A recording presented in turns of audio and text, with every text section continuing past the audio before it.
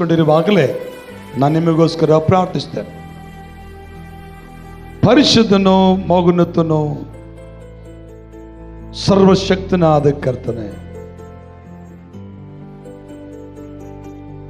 ನಿಮ್ಮ ಪರಲೋಕದ ಬಾಗಿಲು ತೆರೆದು ಈ ವಾಕ್ಯವನ್ನು ಮಾತನಾಡುವಾಗ ನಾನಾಗಿ ಮಾತನಾಡೋದು ಬೇಡಪ್ಪ, ನೀನೇ ಮಾತನಾಡಬೇಕೆಂಬುದಾಗಿ ಬೇಡಿಕೊಳ್ಳಿ. ಆತ್ಮಸ್ವರೂಪನೇ, ಆಲೋಚನಾ ಕರ್ತನೆ, ಸತ್ಯ ಸ್ವರೂಪನೇ, ಯೇಸು ಕ್ರಿಸ್ತನ ನಾಮದಲ್ಲಿ ನಿಮಗೆ ಮೊರೆಯಿಡುತ್ತಾರೆ. ಈ ವಾಕ್ಯವು ನನ್ನ ಜೀವಿತವನ್ನ ಕಟ್ಟಿ ಸರಿ ಮಾಡಿ ಯೇಸುವಿನ ರಕ್ತದ ಕೋಟೆ ಒಳಗೆ ಭದ್ರಪಡಿಸು. ಹಾಗೆ ಮಾಡ್ತೀರಂತ ನಂಬಿ ಯೇಸುವಿನ ಹೆಸರಿನಲ್ಲಿ ಆಮೆನ್, ಆಮೆನ್, ಹಲ್ಲೆಲೂಯಾ. ಇವತ್ತು ನಾನು ನಿಮ್ಮೊಟ್ಟಿಗೆ ಮಾತನಾಡಿದ ವ್ಯಕ್ತಿಯ ಹೆಸರು ಗಿದ್ಯೋನ್. ಈ ಗಿದ್ಯೋನಿಗೆ ಬಟ್ಟಲು ಅಂದ್ರೆ ಇದಕ್ಕಿಂತ ದೊಡ್ಡದಿರ್ಬೋದೇನೋ ಗೊತ್ತಿಲ್ಲ. ಮತ್ತೆ ಮರುದಿನ ಸ್ವಾಮಿ ಸಿಟ್ಟಾಗಬಾರದು, ಇನ್ನೊಂದು ಸಾರಿ ಪರೀಕ್ಷೆ ಮಾಡುತ್ತಾನೆ. ನೋಡ್ರಿ, ದೇವರನ್ನು ಪರೀಕ್ಷೆ ಮಾಡೋ ವ್ಯಕ್ತಿ ಗಿದ್ಯೋನು. ಇನ್ನೊಂದು ಸರಿ ಪರೀಕ್ಷೆ ಮಾಡ್ತಾನೆ. ಸ್ವಾಮಿ, ಆ ಉಣ್ಣೆ ಮಾತ್ರ ಒಣಗಿರ್ಬೇಕು, ನೆಲವೆಲ್ಲ ನೆಂದಿರ್ಬೇಕು. ಮರುದಿನ ಬೆಳಗ್ಗೆ ಬಂದು ನೋಡಿದ್ರೆ ಉಣ್ಣೆ ಮಾತ್ರ ಒಣಗಿತ್ತು, ನೆಲವೆಲ್ಲ. ಹಲ್ಲೆಲೂಯಾ. ನನ್ನ ದೇವರು ನಾವು ಸಂಶಯದಲ್ಲಿರಬೇಕಾದರೂ ಕೂಡ ಸಹನೆ ಉಳ್ಳವನಾಗಿರುತ್ತಾನೆ.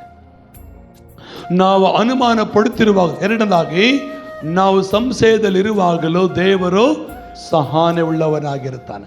ದೇವರೇನನ್ನು ಕೋಪ ಮಾಡ್ಕೊಂಡ ಕೋಪ ಅಲ್ಲಿ ಇವನು ನನ್ನ ಪರೀಕ್ಷೆ ಮಾಡ್ತಾನೆ, ಇವನ್ ಕಪಾಳ ಕೊಡೇನ ಅಂತ ಅನ್ನ. ನೋ, ಈತನೊಬ್ಬನೆಲ್ಲ ಅಬ್ರಹಾಮನು ಕೂಡ ದೇವರು ಅಬ್ರಹಾಮನ ತಾಳ್ಮೆಳ್ಳವನಾಗಿದ್ದ. ಸೊದೋಮ್ ಗೊಮೋರ ಪಟ್ಟಣ ನಾಶ ಮಾಡಕ್ಕೆ ಹೋಗ್ತಿರ್ಬೇಕಾದ್ರೆ ಅಬ್ರಹಾಮನಿಗೆ ಪ್ರಾರ್ಥಿಸ್ತಾನೆ. ಅಬ್ರಹಾಮನು, ದೇವರೇ, ಈ ಸೊದೋಮ್ ಗೊಮೋರ ಪಟ್ಟಣದಲ್ಲಿ 50 ಮಂದಿ ನೀತಿವಂತರಿದ್ದರೆ ಈ ಗ್ರಾಮ ಉಳಿಸ್ತೀಯಾ? ಎಸ್, ಉಳಿಸ್ತೇನಪ್ಪ. ಮತ್ತೆ ಅಬ್ರಹಾಮನು ಪ್ರಾರ್ಥಿಸ್ತಾನೆ, ಒಂದು 45 ಜನ ನೀತಿವಂತರಿದ್ರೆ ಉಳಿಸ್ತೀಯಾ? ಹೌದು, ಉಳಿಸ್ತಾನೆ. ಮತ್ತೆ ಅಬ್ರಹಾಮನು ಪ್ರಾರ್ಥಿಸ್ತಾನೆ, 20 ಜನ ನೀತಿವಂತರಿದ್ರೆ ಉಳಿಸ್ತೀಯಾ? ಉಳಿಸ್ತಾನೆ. ಅಲ್ಲಿವರೆಗೂ 5 ಜನವರೆಗೂ ಪ್ರಾರ್ಥನೆ ಮಾಡಿದ್ರೆ ಅಬ್ರಹಾಮ ದೇವರು ಕೋಪ ಮಾಡಿಕೊಳ್ಳಿಲ್ಲ, ಸಹನೆ ಉಳ್ಳವನಾಗಿದ್ದ. ನಮ್ಮ ದೇವರು ಸಹನೆ ಉಳ್ಳ ದೇವರು. ಹಲ್ಲೆಲೂಯಾ. ನಾವೇ ಅವಸರ ಪಡ್ತೇವೆ, ನಾವು ಕೆಲಸ ಅವಸರ ಪಡ್ತೇವೆ, ಆದ್ರೆ ನನ್ನ ದೇವರು ಮಾತ್ರ ಅವಸರ ಪಡುವುದಿಲ್ಲ. ತಾಳ್ಮೆಯಿಂದ ತನ್ನ ಮಕ್ಕಳಿಗಾಗಿ ಏನೋ ಒಂದು ಮಾಡಕ್ಕೆ ಹೋಗ್ತಾ ಇದ್ದಾನೆ. ಇಲ್ಲಿ ಗಿದ್ಯೋನನು ದೇವರನ್ನ ಪರೀಕ್ಷೆ ಮಾಡ್ತಾ ಇದ್ದಾನೆ. ಅಂದ್ರೆ ದೇವರ ಮೇಲೆ ಸಂಶಯ ಪಡ್ತಾ ಇದ್ದಾನೆ. ನನ್ನ ಕರೆದು ನಿಜವೋ ಅಲ್ಲವೋ, ನಾನು ಇಲ್ಲಿ ಇಸ್ರಾಯೇಲರನ್ನ ಹೆಂಗ್ ಬಿಡಿಸ್ಬೇಕು, ಇದು ಹೇಗೆ ಸಾಧ್ಯ? ಸಂಶಯ ಪಡ್ತಾ ಇದ್ದಾನೆ. ನೀನು ಸಂಶಯಕ್ಕೆ ಯಾಕಪ್ಪ ಪಡ್ತೀಯಾ? ನೀನು ಏನು ಹೇಳ್ತೀಯ ಹೇಳು, ಹಂಗೆ ಮಾಡ್ತಾನೆ. ಉಂಡೆ ನೆಂದೋಗ್ಬೇಕಾ? ನೆನೀತದೆ. ನೆಲ ನೆಂದೋಗ್ಬೇಕಾ? ನೆನೀತದೆ. ಅಂದ್ರೆ ನಿನಗಾಗಿ ನನಗಾಗಿ ದೇವರು ಏನ್ ಬೇಕಾದರೂ ಮಾಡಲು ಶಕ್ತನ. ಅದಕ್ಕೆ ಭಕ್ತನನ್ನು ಮಾತಾಡ್ತಾನೆ, ఏదైనా చేయగలవు, కథమత్తం మార్చగలవు, నీ నామముకే మహిమంతా తెచ్చుకుందువు. ఏమైనా చేయగలవు, కథ మొత్తం మార్చగలవు, నీ నామముకే మహిమంతా తెచ్చుకుందువు. యేసయ్యా, యేసయ్యా, నీకే సాధ్యమో. యేసయ్యా, యేసయ్యా, నీకే సాధ్యమో. నీకే సాధ్యము, నీకే సాధ్యము. ಆಮೆನ್. ದೇವರು ತಾಳ್ಮೆ ಉಳ್ಳವರು. ಹೇಳ್ರಿ, ನಾನೇ ಅವಸರ ಪಡ್ತೇನೆ, ಅದು ನನ್ನ ದೇವರು ತಾಳ್ಮೆಯಿಂದ ಇರ್ತಾನೆ. ಪಕ್ಕದಾಗ ಹೇಳಿ, ನಿಜವಾಗ್ಲು ಹೇಳಿ, ನಿಜವಾಗ್ಲು ನಾನೇ ಬಹಳ ಸಾರಿ ಅವಸರ ಪಟ್ಟಿದ್ದೇನೆ. ನಾನೇ ಬಹಳ ಸಾರಿ ಅವಸರ ಪಟ್ಟೀನಿ, ಆತರ ಪಟ್ಟೀನಿ. ಆದರೆ ನನ್ನ ದೇವರು ಮಾತ್ರ ನನಗಾಗಿ ತಾಳ್ಮೆಯಿಂದಿದ್ದಾನೆ. ನಾವು ಭಾಗ್ಯವಂತರು. ಆಮೆನ್. ಹಲ್ಲೆಲೂಯಾ. ನಂಬರ್ 3, ದೇವರು ತನ್ನ ಜನರಿಗೋಸ್ಕರ ತನ್ನ ಶಕ್ತಿಯನ್ನು ಪ್ರಯೋಗ ಮಾಡುತ್ತಾನೆ. ಇದನ್ನ ಮೂಲಕ ಕಲಿಬೇಕಾದ 3ನೇ ವಿಷಯ, ದೇವರು ತನ್ನ ಜನರಿಗೋಸ್ಕರ ತನ್ನ ಶಕ್ತಿಯನ್ನ ಬಿಡುಗಡೆ ಮಾಡುತ್ತಾನೆ. ಯಾರ ಶಕ್ತಿಯನ್ನ? ತನ್ನ ಶಕ್ತಿಯನ್ನ ಬಿಡುಗಡೆ ಮಾಡ್ತಾನೆ. ಯಾರಿಗೋಸ್ಕರ? ತನ್ನ ಜನರಿಗೋಸ್ಕರ. ಒಂದ್ಸರಿ ಸಮರ ಸ್ತ್ರೀ, ಕ್ಷಮಿಸ್ರಿ, 12 ವರ್ಷ ರಕ್ತ ಕುಸುಮಾಗಿರೋ ಸ್ತ್ರೀ ಯೇಸುವಿನ ಬಟ್ಟೆಯನ್ನು ಮುಟ್ತಾಳೆ. ಜನರಿಗೆ ಗೊತ್ತ ಈ ಸ್ಟೋರಿ. ಅವಾಗ ಸ್ವಾಮಿ ಒಂದು ಮಾತು ಹೇಳ್ತಾನೆ ಶಿಷ್ಯರನ್ನ ಕರೆದು. ಏನ್ ಹೇಳ್ತಾನೆ? ನನ್ನಿಂದ ಯಾರು ಹೇಳಿದ ಅದನ್ನ? ಹೇಳು. ನನ್ನಿಂದ ಶಕ್ತಿ ಹೊರಟು ಹೋಯಿತು. ಯಾರ ಮೇಲೆ ಹೋಯ್ತ ಶಕ್ತಿ? ತನ್ನ ಜನರಾಗಿರುವಂತ ರಕ್ತ ಅರಿಯುವ ಕುಸುಮ ರೋಗಿ ತನ್ನ ಜನರಿಗೋಸ್ಕರ ತನ್ನ ಶಕ್ತಿಯನ್ನು ಬಿಡುಗಡೆ ಮಾಡ್ತಾನ್ರಿ. ಅದೇ ದೇವರ ಪ್ರೀತಿ. ಹಲ್ಲೆಲೂಯಾ. ಕೈಗಳಿದ್ರೆ ಪ್ರತಿ ಸಾರಿ ಬರ್ಬೇಕು ಕೈ ಮೇಲೆ. ನೀವೆಲ್ಲ ಸದ್ಯಕ್ಕೆ ನನ್ನ ದೃಷ್ಟಿಯಲ್ಲಿ ಹತ್ತಿ ಗಿಡಗಳು, ದೇವರ ದೃಷ್ಟಿಯಲ್ಲಿ ಆಶೀರ್ವದಿಸಲ್ಪಟ್ಟವರು. ಹತ್ತಿ ಗಿಡದಲ್ಲಿ ಹತ್ತಿ ಬಿಟ್ಟಾಗ ಗಾಳಿ ಬಂದಾಗ ಆ ಗಿಡ ಏನಾಗ್ತದೆ? ಹಿಂಗೆ ಇರ್ತದ?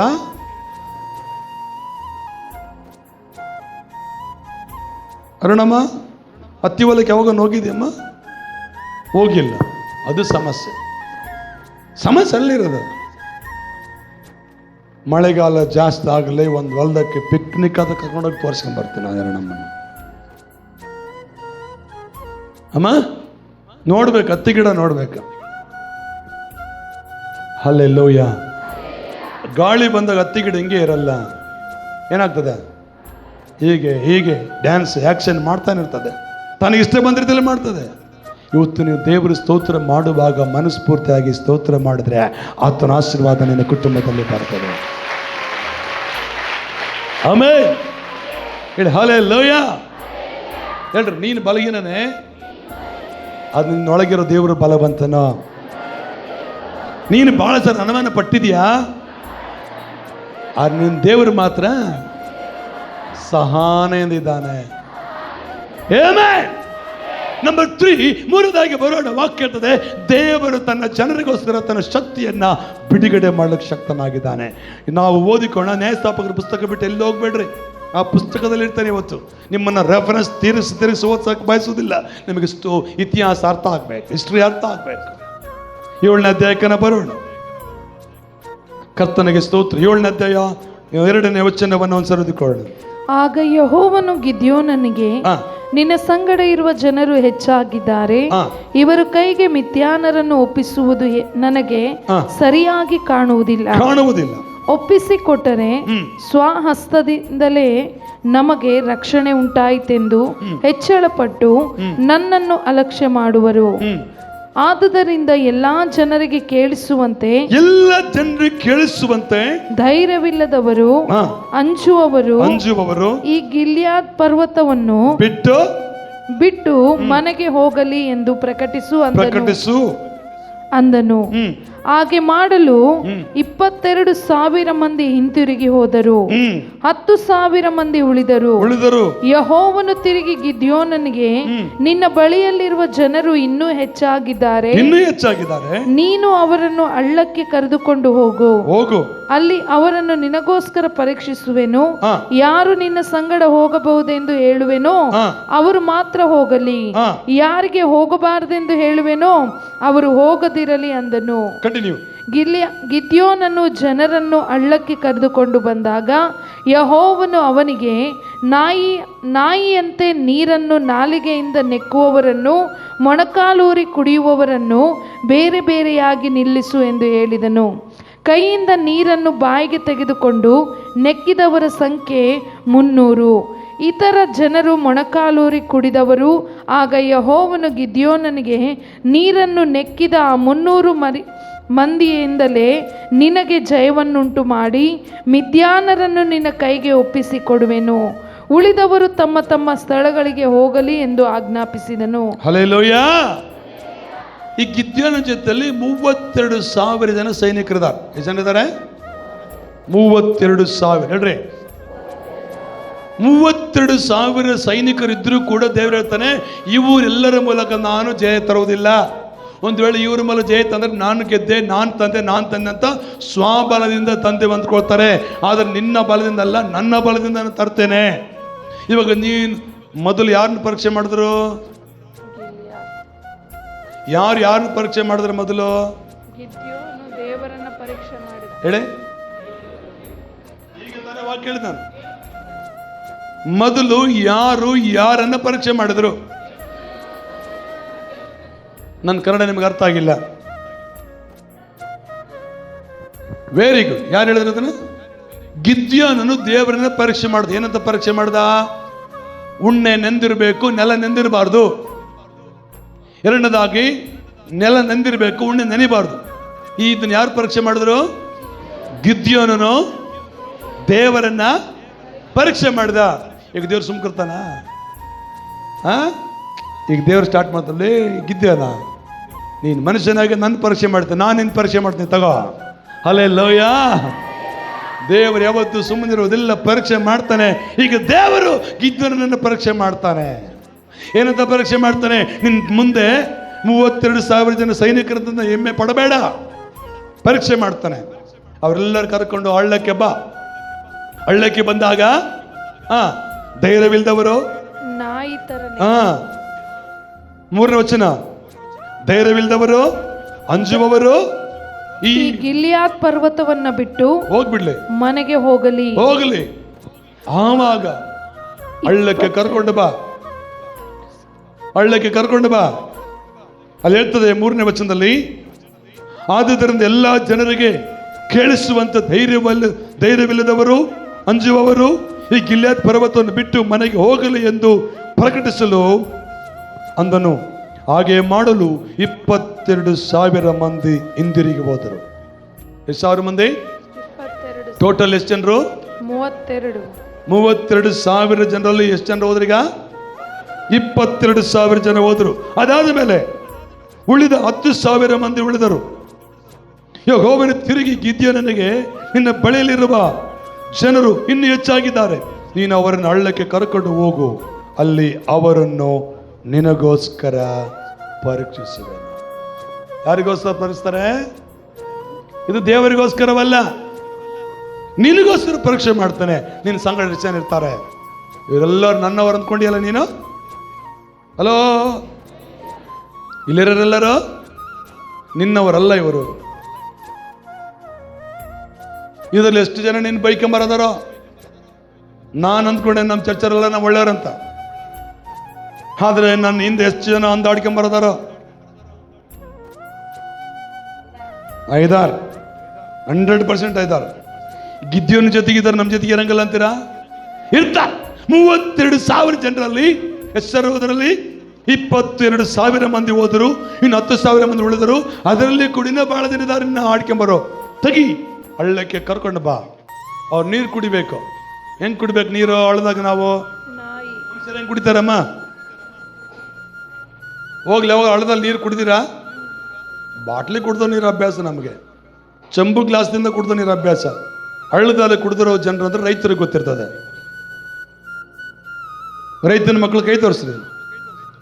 ಅಡವಿಯಲ್ಲಿ ಕಟ್ಟಿಗೆ ತರಕ್ಕೆ ಹೋದಾಗ, ಕೆಲಸ ಮಾಡಕ್ಕೆ ಹೋದಾಗ, ಜಮೀನಲ್ಲಿ ಕೆಲಸ ಮಾಡಕ್ಕೆ ಹೋದಾಗ ಪಕ್ಕದಲ್ಲಿ ಹಳ್ಳ ಹರಿತಿರ್ತದೆ, ನಾವು ನೀರು ತಂದಿರಂಗಿಲ್ಲ. ಅವು ಹೆಂಗೆ ಕುಡಿತೀವಿ ನಾವು? ಅದು ಹೇಳ್ರಿ ಹೋಗ್ಲಿ. ನೀವೆಲ್ಲ ಅಮೇರಿಕದವ್ರಿದ್ದಂಗೆ ಇದ್ದೀರಲ್ಲ, ಎಲ್ಲ ಸಾಫ್ಟ್ವೇರ್ ಇಂಜಿನಿಯರ್ ಇದ್ದಂಗಿದ್ದೀರ, ನಾವೆಲ್ಲ ಕಂಪ್ಯೂಟರ್ ಇಂಜಿನಿಯರ್ ಇದ್ದಂಗಿದ್ದೀರಾ.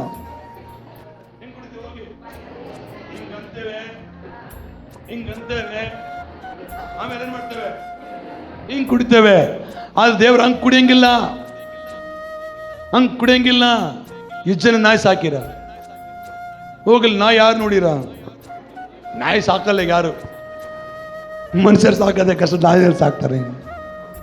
ಹಲ್ಲೆಲೂಯ. ಎಷ್ಟು ಜನ ನಾಯಿ ನೋಡಿರ? ನಾಯಿ ನೀರು ಕೂಡ ನೋಡಿರ? ಕುಡಿತದ ಅದು? ಹೆಂಗ್ ಕುಡಿತದೆ? ನಮ್ಮ ಕರೆಕ್ಟ್ ಹೇಳಿದ್ರು. Very thanks. ನಮ್ಮ ಚಪ್ಪಲ್ ತಟ್ರಿ. ಆಯಮ್ಮ ಹತ್ತಿ ಗಿಡ ನೋಡಿಲ್ಲ, ನಾಯಿ ಮತ್ತೆ ಕರೆಕ್ಟ್ ನೋಡ್ಕೊಂಡಾಳ ಆಯಮ್ಮ. Very nice. ಹಲ್ಲೆಲೂಯಾ. ಈಗ ಹೆಂಗ್ ಕುಡಿಬೇಕಂತೆ? ಹಳ್ಳಕ್ಕೆ ಕರ್ಕೊಂಡೋದು 10,000 ಜನರಲ್ಲಿ ನಾಯಿ ಹೆಂಗ್ ನೀರು ಕುಡಿತದ ಹಂಗ್ ಕುಡಿಬೇಕು. ನಾಲ್ಗಿಂದ ಮನುಷ್ಯ ನೀರು ಕುಡಿಬೇಕು. ಸಾಧ್ಯನಾ? ಸಾಧ್ಯನಾ ಅಸಾಧ್ಯನಾ? ಪ್ರಯತ್ನ ಪಟ್ಟರು, ಕೆಲವರು ಮೊಣಕಲ್ ಹಾಕಿದ್ರು, ಕೆಲವರು ಕೈ ಜೋಡಿಸಿದ್ರು. ಅವ್ರೆ ಏಯ್ ನಡಿ, ನೀನ್ ನಡಿ ಅಂತ. ಅದರಲ್ಲಿ ನಾಯಿ ತರ ಕುಡಿದವರು 300 ಜನ. ಎಷ್ಟು ಜನರು?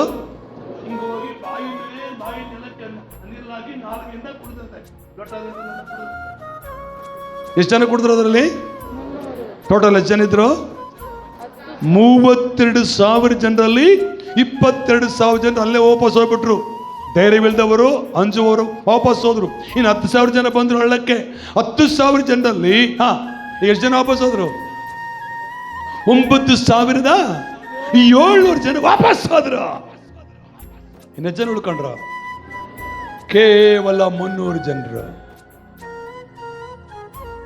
ಹಲ್ಲೆಲೂಯಾ. ನಾನು ಅವಾಗಲೇ ಹೇಳೀನಿ, ಗಾಳಿ ಬಂದಾಗ ಹತ್ತಿ ಗಿಡ ಅಗಲಾಡ್ಬೇಕಂತ. ಹಲ್ಲೆಲೂಯಾ. ಮೇಲೆ ಹೇಳಿ ಹಲ್ಲೆಲೂಯಾ. ಟೋಟಲ್ ಇದ್ದದ್ದು 32,000 ಜನರು. ಅದರಲ್ಲಿ ಶಿವಮ್ಮ ಇವತ್ತು 32,000 ಜನರಲ್ಲಿ 22,000 ಜನರು ಅಂಜುವವರು, ನಡುಗುವವರು, ಭಯಪಡರು ವಾಪಸ್ ಅಲ್ಲೇ ಹೋಗ್ಬಿಟ್ರು. ರಂಗದಲ್ಲಿ ಇಳಿಲಿಲ್ಲ.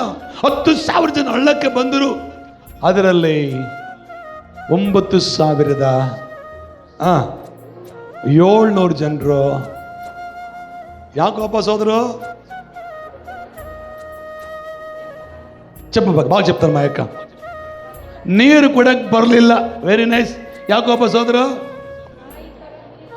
ನಾಯಿ ತರ ನೀರು ಕುಡಕ್ ಬರಲಿಲ್ಲ ಅವರಿಗೆ. ನೀರು ಕುಡಕ್ ಬರ್ತಿತ್ತು, ಆದರೆ ದೇವರು ಹೇಳಿದ ಪ್ರಕಾರ ನಾಯಿ ತರ ನಾಲಿಗೆಯಿಂದನೇ ನೀರು ಕುಡಿಬೇಕಂತ ಹೇಳನಲ್ಲ. ಅದನ್ನ ಪರೀಕ್ಷೆ ಮಾಡೋದಕ್ಕಾಗಿ ನೋಡಿದ್ರೆ 300 ಜನ ಮಾತ್ರ ಉಳಿದ್ರು. ಆ 300 ಜನರ ಮೂಲಕವಾಗಿ ಮಿಥ್ಯಾನರ ಸೈನ್ಯವನ್ನ, ಮಿಥ್ಯಾನರ ಬಲವನ್ನ, ಮಿಥ್ಯಾನರ ಕೋಟೆಗಳನ್ನ ಸರ್ವನಾಶ ಮಾಡಿದನು ದೇವರು. ತಟ್ಟುವ ಚಪ್ಪಳ ಗಟ್ಟಿಯಾಗಿ ಆಮೆನ್. ಹಲ್ಲೆಲೂಯಾ. ಹೇಳಿ ಹಲ್ಲೆಲೂಯಾ.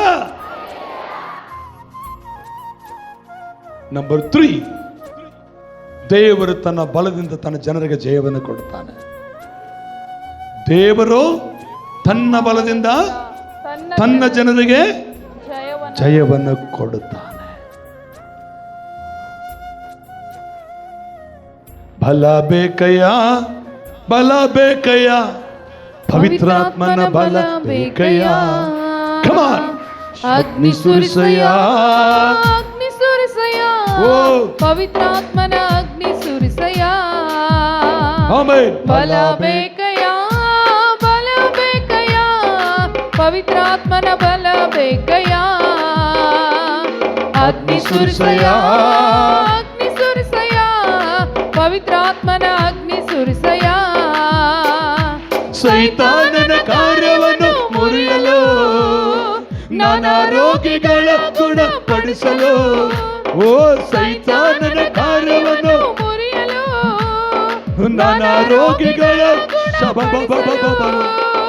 ಬಲ ಬೇಕಯ್ಯ, ಬಲ ಬೇಕಯ್ಯ, ಪವಿತ್ರಾತ್ಮನ ಬಲ ಬೇಕಯ್ಯ. ಅಗ್ನಿ ಸುರಿಸಯ್ಯ, ಅಗ್ನಿ ಸುರಿಸಯ್ಯ, ಪವಿತ್ರಾತ್ಮನ ಅಗ್ನಿ ಸುರಿಸಯ್ಯ. ಬಲ ಬೇಕಯ್ಯ, ಬಲ ಬೇಕಯ್ಯ, ಪವಿತ್ರಾತ್ಮನ ಬಲ ಬೇಕಯ್ಯ. ಅಗ್ನಿ ಸುರಿಸಯ್ಯ, ಅಗ್ನಿ ಸುರಿಸಯ್ಯ, ಪವಿತ್ರಾತ್ಮನ ಅಗ್ನಿ ಸುರಿಸಯ್ಯ. ಹಲ್ಲೆಲೂಯಾ. ಹೇಳಿ ಹಲ್ಲೆಲೂಯಾ. ನೀವು ಮನೇಲಿ ಹೋಗಿ ಓದ್ಕೊಳ್ರಿ. ಸಮಯ ನನಗೆ ಕಡಿಮೆ ಇರೋದ್ರ ಮುಂದೆ ಹೋಗ್ತಾನೆ. 9ನೇ ವಚನದಿಂದ 14ನೇ ವಚನ ಮನೆಗೆ ಹೋದ್ರಿ. ಅಲ್ಲ ಮಿಥ್ಯಾನರ ಬಲವನ್ನ, ಮಿಥ್ಯಾನರ ಡೇರೆಗಳನ್ನ, ಮಿಥ್ಯಾನರ ಕೋಟೆಗಳನ್ನ ಬುಡ ಮೇಲಾಗುವಂತೆ ಮಾಡಿದನಂತ ಬೈಬಲ್ ವಾಕ್ಯ ಹೇಳ್ತದೆ. ನೀನು ದೇವರ ಸನ್ನಿಧಿಯಲ್ಲಿ ಕಾದು ಕೂತ್ಕೊಂಡ್ರೆ ನಿನಗಾಗಿ ದೇವರೇ ಬಂದು ಯುದ್ಧ ಮಾಡುತ್ತಾನೆ. ಈ ಆಮೆ ನಂಗೆ ಐತಂದ್ರೆ ಹೌದಾ ಮಂಗೈತೆ. ಆಮೇಲೆ ಹೆಂಗೈತೆ ಗೊತ್ತಾ? ಹೌದೇನ್ ಅಮ್ಮಂಗೈತೆ. ನಿನ್ ದೇವರ ಹತ್ರ ಕೂತ್ಕೊಂಡು ಸಮಯ ಕಳೆಯಲಿಕ್ಕೆ ತೀರ್ಮಾನ ಮಾಡಿಕೊಂಡ್ರೆ ನಿನಗಾಗಿ ದೇವರು ಯುದ್ಧ ಮಾಡಲು ಶಕ್ತನ.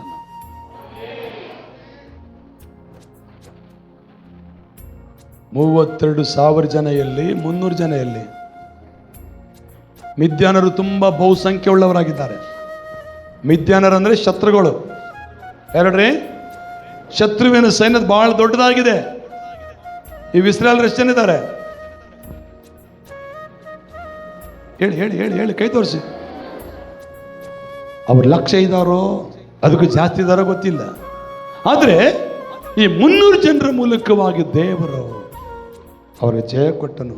ಅಲ್ಲಿ 9ನೇ ವಚನ, ಅದೇ ದಿವಸ ರಾತ್ರಿ ಎಲ್ಲಿ ಯೆಹೋವನು ಅವನಿಗೆ, ನೀನು ಎದ್ದು ಹೋಗಿ ಶತ್ರುವಿನ ಪಾಳೆಯ ಮೇಲೆ ಬೀಳು, ಅದನ್ನು ನಿನಗೆ ಕೊಟ್ಟಿದ್ದೇನೆ, ಅವರ ಮೇಲೆ ಬೀಳುವುದಕ್ಕೆ ಹೆದರುತ್ತೀಯಾದರೆ ಮೊದಲು ನಿನ್ನ ಸೇವಕನಾದ ಪೂರನ ಸಂಗಡ ಅಲ್ಲಿಗೆ ಹೋಗಿ ಅವರು ಮಾತಾಡಿಕೊಳ್ಳುವುದನ್ನು ಲಾಲಿಸು, ಆಗ ಅವರ ಮೇಲೆ ಬೀಳುವುದಕ್ಕೆ ನಿನಗೆ ಧೈರ್ಯ ಬರುವುದು ಅಂದನು.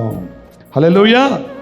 ಗಿದ್ಯೋನನು ಅದರಂತೆಯೇ ತನ್ನ ಸೇವಕನಾದ ಪೂರನ ಸಂಗಡ ಶತ್ರು ಸೈನಿಕನ ಪಾಳೆಯ ಕಡೆ ಭಾಗಕ್ಕೆ ಹೋದನು. ಮಿದ್ಯಾನರು, ಅಮಲೇಕರು, ಮೂಟಣ ದೇಶದವರು ಮಿಡಿತಗಳಂತೆ ಗುಂಪಾಗಿ ತಗ್ಗಿನಲ್ಲಿ ಇಳುಕೊಂಡಿದ್ದರು. ಮಿಡಿತಗಳಂತೆ ಅಂದ್ರೆ ಮಳೆ ಬರ್ತದಮ್ಮ, ಜಸ್ಟ್ ನಿಮ್ಗೆ ಅರ್ಥ ಹಂಗೆ ಹೇಳ್ತಾನೆ. ಮಳೆ ಬಂದಾಗ ಲೈಟ್ ಹತ್ರ ಕೆಲವು ಹುಳ ಬರ್ತಾವ, ನೋಡಿರ? ಎಷ್ಟು ನೋಡಿರಿ? ಹೋಗಲ್ಲ, ಅದನ್ನ ನೋಡಿರಲ್ಲ ಅಂತ ಡೌಟ್ ಐತೆ ನನಗೆ. ಹಿಂಗೆ ರೆಕ್ಕೆಟ್ ಬರ್ತಿರ್ತಾವ ಹುಳ, ಮನೆ ಒಳಗೆ ಬರ್ತಾವ, ಎಲ್ಲಿ ಲೈಟ್ ಹಾಕೋದ್ಲಿಕ್ಕೆ ಬರ್ತಾವ. ಅವ್ರು ರಾತ್ರಿ ಹೊತ್ತಲ್ಲಿ ನಾವೇನು ಮಾಡ್ತಾವೆ, ಲೈಟ್ ಆಫ್ ಮಾಡಿಬಿಡ್ತೇವೆ. ಅಂಥ ಸನ್ನಿವೇಶ ನೋಡಿರಾ? ಒಂದೊಂದು ಎಳ್ಳೆಳ್ಳು ಬರ್ತಾವ ಅಮ್ಮ, ಎಟ್ಲಸ್ತಾವ, ಹೆಂಗಿರ್ತಾವ?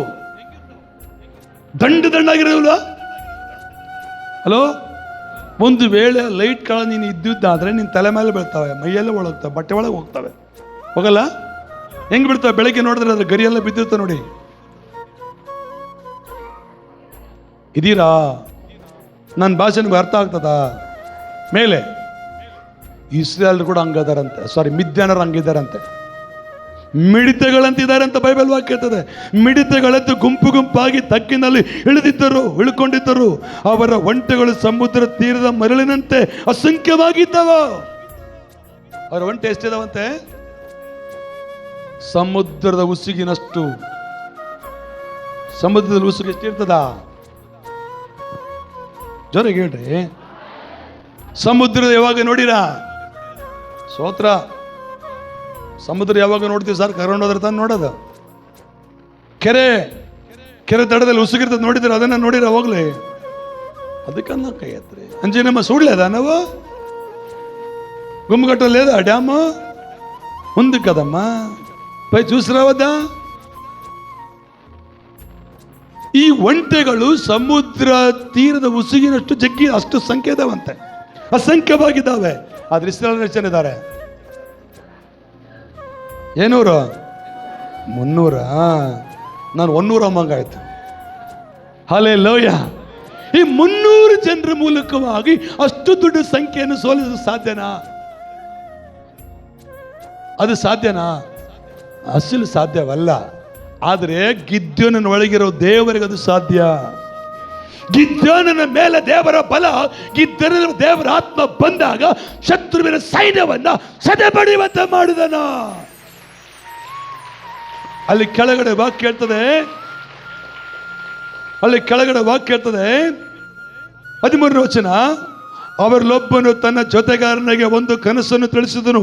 ಅವನು, ಇಗೋ ನಾನು ಒಂದು ಕನಸು ಕಂಡನು, ಅದರಲ್ಲಿ ಒಂದು ಜವ ಗೋಧಿ ರೊಟ್ಟಿ ಉರುಳುತ್ತಾ ಮಿದ್ಯಾನರ ಪಾಳ್ಯದೊಳಗೆ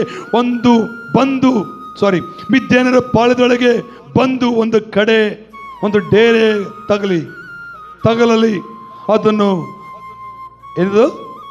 ಅಡಿಮೇಲು ಮಾಡಿ ಬೀಳಿಸಿಬಿಟ್ಟಿತು. ಹಲ್ಲೆಲೂಯಾ. ಅಂದ್ರೆ ಅರ್ಥ ಏನಂತ? ಬುಡ ಮೇಲಾಗಿ ಬಿದ್ದು ಹೋಯ್ತು. ಆ ಒಂದು ತುಂಡೆ ಗಿದ್ಯೋನನು. ಹಲ್ಲೆಲೂಯಾ.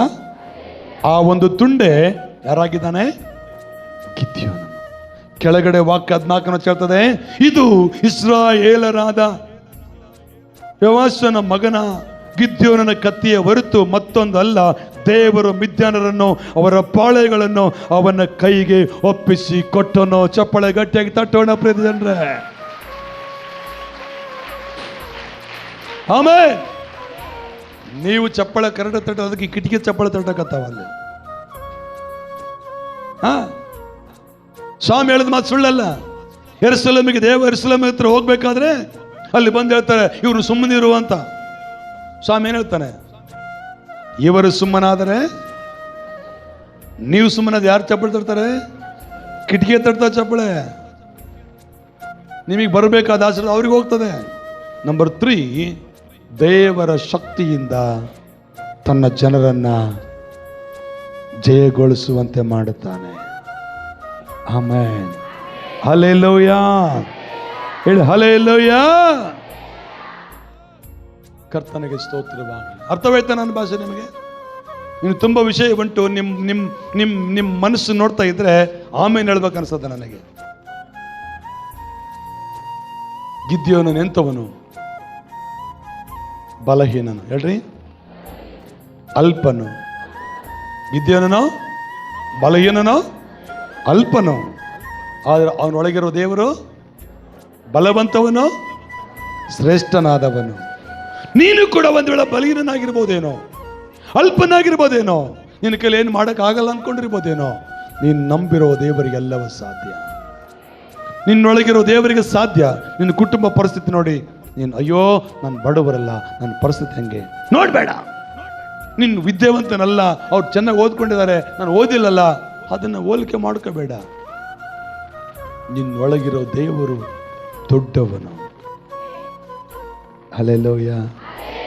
ಹೇಳಿ ಹಲ್ಲೆಲೂಯಾ. ಇನ್ನು ಗಟ್ಟೆ ಹಲ್ಲೆಲೂಯಾ.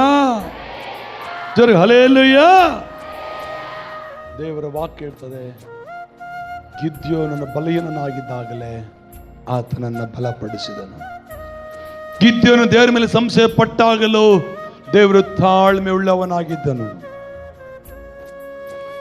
ಗಿದ್ಯೋನನ ಪರವಾಗಿ ದೇವರು ತನ್ನ ಶಕ್ತಿಯನ್ನು ಪ್ರಯೋಗ ಮಾಡಿ ಇಸ್ರಾಯೇಲರನ್ನು ಕಾಪಾಡಿದನು, ಶತ್ರುವಿನ ಸೈನ್ಯವನ್ನು ನಾಶ ಮಾಡಿದನು.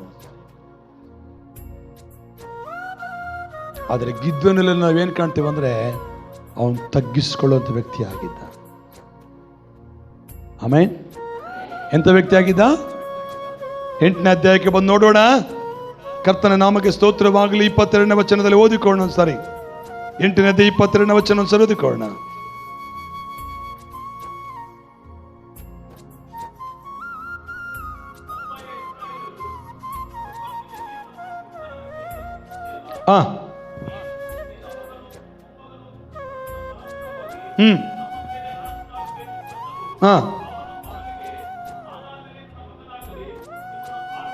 ಆಳುವುದಿಲ್ಲ,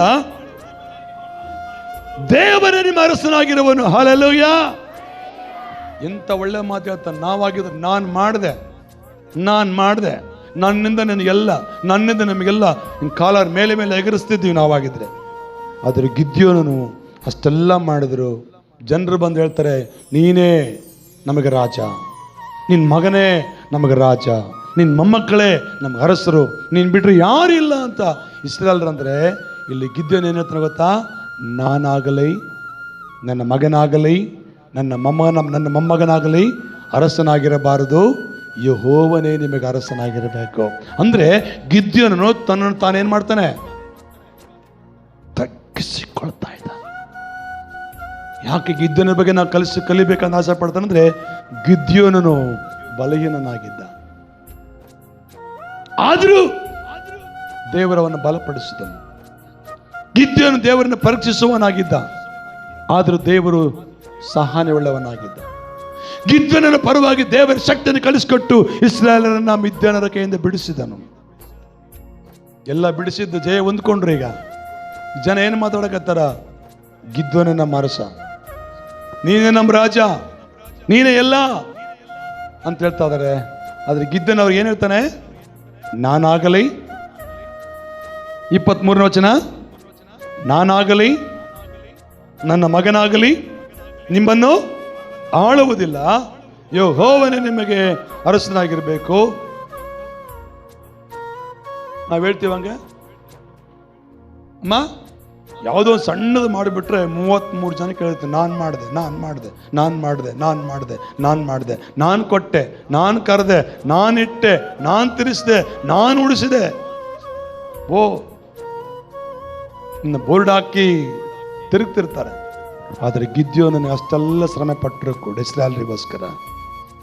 ಅಲ್ಲಿ ಇಸ್ರಾಯೇಲ್ ಜನರು ಬಂದು ಹೇಳ್ತಾರೆ, ತರುವಾಯ ಇಸ್ರಾಯೇಲರು ಗಿದ್ಯೋನನಿಗೆ, ನೀನು ನಮ್ಮನ್ನು ಮಿದ್ಯನರ ಕೈಯಿಂದ ಬಿಡಿಸಿದೆಯಲ್ಲ, ನೀನು ನಿನ್ನ ಮಗನು ಮೊಮ್ಮಗನು ವಂಶ ಪರಂಪರೆಯಾಗಿ ನಮ್ಮ ಮೇಲೆ ಅರಸರಾಗಿರಬೇಕು ಅನ್ನಲು. ಗಿದ್ಯೋನ ಹೇಳ್ತಾನೆ, ನಾನು ಆಗಿರಬಾರದು, ಯಾಕಂದ್ರೆ ನನ್ನ ಬಲದಿಂದ ನಿಮ್ಮನ್ನು ಬಿಡಿಸಲಿಲ್ಲ, ನನ್ನ ಶಕ್ತಿ ನಿಮ್ಮನ್ನು ಬಿಡಿಸಲಿಲ್ಲ, ದೇವರ ಬಲದಿಂದಲೇ ನಾನು ನಿಮ್ಮನ್ನು ಬಿಡಿಸಿದ್ದೇನೆ. Amen, hallelujah. ಹೇಳ್ತಾರೆ ಹಲ್ಲೆಲೂಯಾ. ಜನರಿಗೆ ಅರ್ಥವಾಯಿತು. ಅವತ್ತು ಗಿದ್ಯೋನಿಂದ ಇವತ್ತು ಯಾರಿದ್ದೀರಿ?